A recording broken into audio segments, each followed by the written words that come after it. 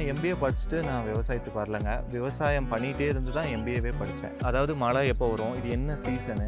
இங்க என்ன மாதிரியான நோய்கள் இருக்கு? நம்மள சுத்தி என்ன மாதிரியான பூச்சிகள் இருக்கு? இந்த இந்த காய்கறிகளுக்கு பர்ட்டிகுலரா எந்த பூச்சி தாக்கும்? எந்த நோய் தாக்கும்? இந்த நோய் மேலாண்மை, பூச்சி மேலாண்மை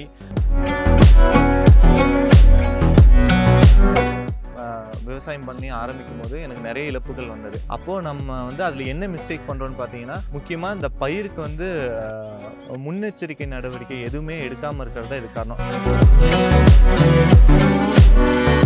அது இல்லாமல் இந்த மரச்சாம்பல், நம்ம வீட்டில் அடுப்பெல்லாம் எரிக்கிறப்போ இருக்க சாம்பல்லாம் பார்த்தீங்கன்னா நம்மளுக்கு அந்த பொட்டாசியம் இதெல்லாம் இது பண்ணும்.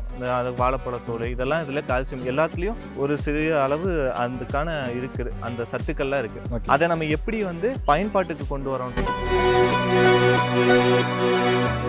மருந்து அடிக்கிறதுனால அவருக்கு ஒரு வருமானம் வராது. ஆனா மருந்து அடிக்காம இருக்கிறதுனால, ஒரு கெத்தல் மருந்து அடிக்காம இருக்கிறதுனால அந்த களைச்செடியை உரச்செடியா நீங்க இந்த இயற்கை விவசாயிகளை தேர்ந்தெடுத்து அவங்கள பேட்டி எடுக்கிற உழவர் திருநாள் யூடியூப் சேனலுக்கு ரொம்ப நன்றி. எல்லாரும் சேனல் சப்போர்ட் பண்ணுங்க. நன்றி, வணக்கம். அண்ணா வணக்கங்கண்ணா. வணக்கங்கண்ணா. அண்ணா நம்ம பேர் என்ன, நம்ம ஃபார்ம் எங்கே அமைஞ்சிருக்கு, நம்ம ஊர் என்ன ஊருங்கண்ணா? வணக்கங்க, என்னுடைய பேர் இளஞ்செழியன். நம்ம நீலகிரி மாவட்டத்தில் குன்னூரில் இருக்கோம். நம்மளுடைய ஃபார்ம் பார்த்தீங்கன்னா சன்னி சைடு, காசோலை அப்படின்ற பகுதிகளில் இருக்குங்கண்ணா. இப்போ நம்ம என்னென்ன விவசாயம்லாம் பண்ணுறோங்கண்ணா? ஆனால் நம்ம பந்தல் காய்கறிகள் தான் அதிகமாக ஃபோக்கஸ் பண்ணி பண்ணுறோம்.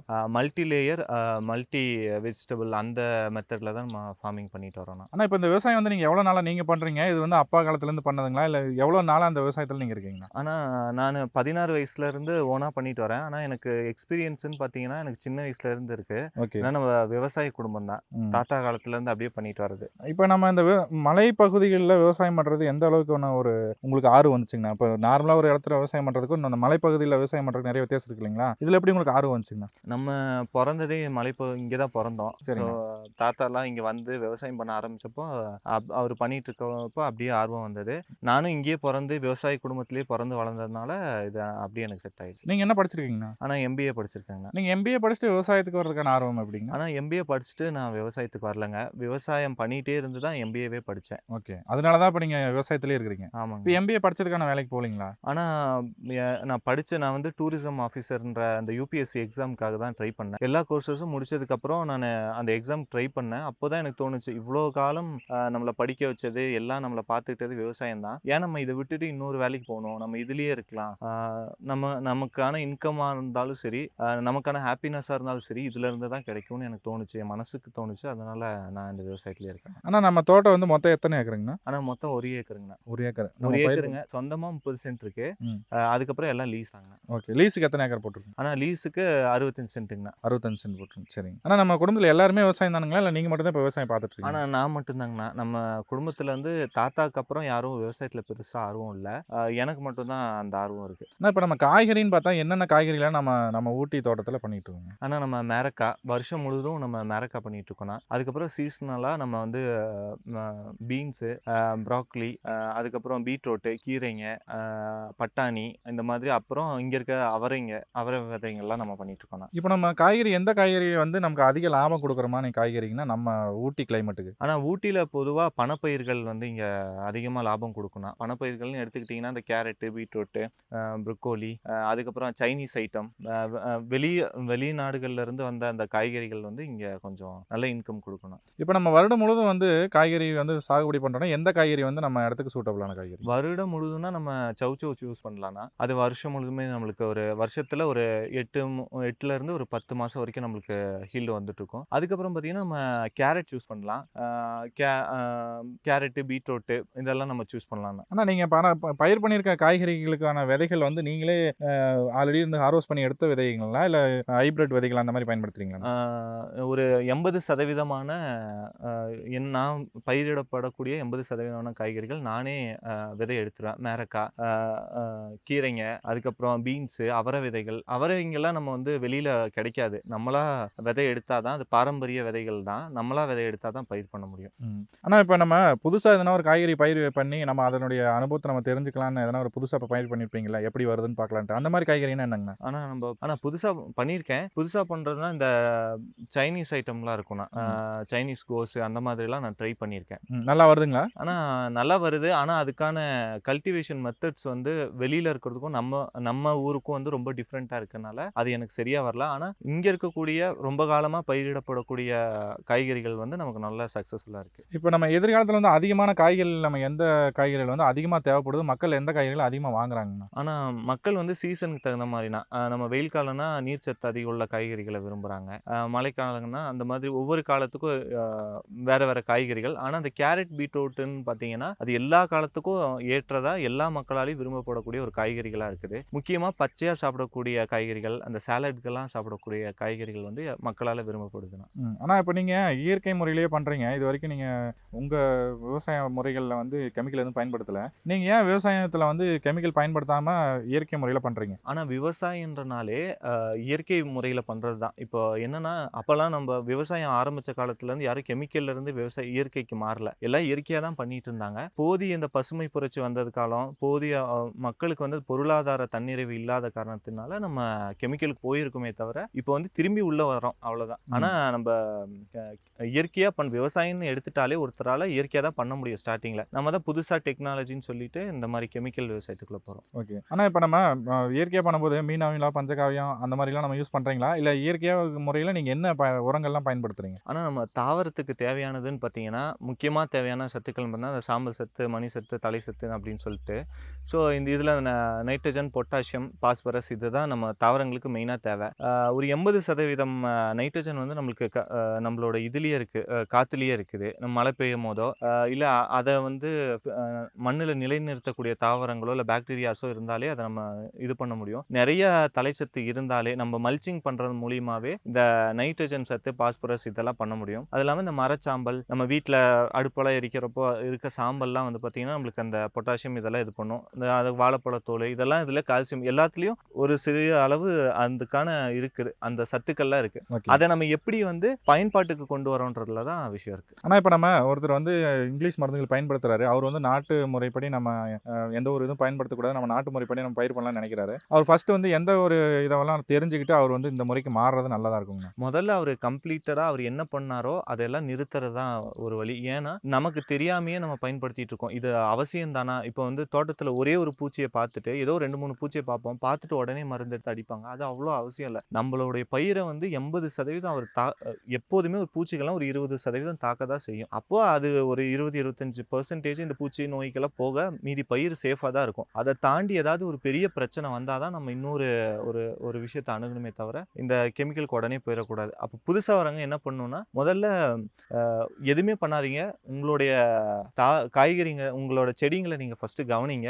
அதுல என்ன நோய் வருதுன்னு பாருங்க. அதுல இந்த இயற்கை விவசாயத்துல என்னெல்லாம் குறிப்பிட்டிருக்காங்களோ, அத ஒவ்வொரு ஸ்டெப்பா செய்ய பாருங்க. ஆனா இப்ப நம்ம ஃபார்ம்ல வந்து பூச்சி தாக்குறதுனா, எந்த பூச்சி வந்து அதிகமா தாக்கும்? அந்த பூச்சிய கண்ட்ரோல் பண்றதுக்கு நீங்க என்னென்ன பண்றீங்க? நம்ம தோட்டத்துல அதிகமா பார்த்தீங்கன்னா, ஃப்ரூட் ஃப்ளை தான். ஸோ அந்த ஃப்ரூட் ஃப்ளை என்ன பண்ணும்னா, அது காய் வந்து ரொம்ப சின்னதா இருக்கும்போதே அதுக்குள்ள போய் முட்டை வச்சுருங்கண்ணா. அது முட்டை வச்சிருக்கனால அந்த காய் என்னாகும் பெருசாக உள்ள இருக்க அதோட புழு வந்து லார்வா ஸ்டேஜ்ல கூட அப்படியே வந்து அந்த காய்கறி மொத்தத்தையும் அழுகுற மாரி பண்ணிரும். ம். அழுகல் வந்துருங்க. அத நம்ம யூஸ் பண்ண முடியாது. வெளியில பார்க்க நல்லா தான் இருக்கும். நம்ம அத உடைச்சு உள்ள பார்க்கும்போது ஃபுல்லா அழுகி போயிருக்கும். எந்தெந்த மாரியான பூச்சிகள்லாம் தாக்குங்கண்ணா? ஆனா அதிகமா இத பண்றது நம்மளுக்கு வந்து ஃப்ரூட் ஃப்ளை தான. அது மட்டும் தான். குக்கும்பர்ல அந்த குக்கர்பிட்டேசி ஃபேமிலில தாக்கக்கூடிய அந்த ஃப்ரூட் ஃப்ளைஸ் தான் எங்களுக்கு ரொம்ப பாதிப்பு. இப்ப நோய் தாக்கிய செடிகள் வந்து நீங்க அத வந்து சரி பண்றதுக்கு ட்ரை பண்ணுவீங்களா? அந்த செடிய புடுங்கி நீங்க ஆனா வெளிய பண்ணிடுவீங்களா? நோய் வந்ததுக்கு அப்புறம் நம்மளால ஒண்ணுமே பண்ண முடியாதுங்கண்ணா. நோய் வரதுக்கு முன்னாடி தடுக்கிறதுக்கு தான் நம்ம சில வழிகள்லாம் பார்க்க முடியும். அப்படி வைரஸ் நோய் வந்தா நம்ம புளிச்ச மோர் அடிக்கலாம்.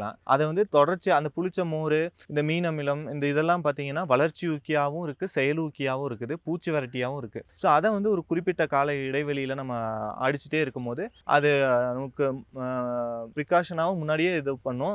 காய்கறிகள காப்பாத்தும். அது வளர்றதுக்கும் உதவும். இந்த மாரி நம்ம இது பண்ணலாம். ஆனா நம்ம இங்க இருக்கிற காய்கறிகள்ல நம்ம ஏரியாவுல பொறுத்தளவுக்கு மழை தான். ம். இப்ப அதிகமா மழை வரும்போதோ, இல்ல அதிகமா பனி அந்த மாரி இருக்கும்போதோ, நம்ம எப்படி காய்கறிகள வந்து பாதுகாக்கிறோம்? அது எப்படி அது ஆனா நம்ம தற்காத்துக்குது? நம்ம 4 பருவமா பிரிச்சுருவாங்கண்ணா. முங்காறு, இடைப்போகம், கடைப்போகம் இந்த மாரி பருவங்களா நம்ம பிரிச்சு தான் நம்ம பயிர் பண்ணணும். அப்போ நம்ம வந்து 4 பருவமா பிரிச்சு தானே இது பண்ணுவோம். ஒரு 12 மாசம் இருக்குன்னா, ஒவ்வொன்னுக்கும் ஒரு 3 மாசம் அப்படின்ற மாரி 4 பருவமா இருக்கு. 4, 3, 12 பிரிச்சுருவோம். இப்போ வந்து பனிக்காலம்னு பார்த்தீங்கன்னா, இந்த பட்டாணி, கேரட்டு, காலிஃப்ளவர் இதெல்லாம் வந்து நல்லா வரும். பனிக்காலத்துக்கு ரொம்ப நல்லா வளரக்கூடிய காய்கறிகள். அத நம்ம பயிர் பண்ணலாம்.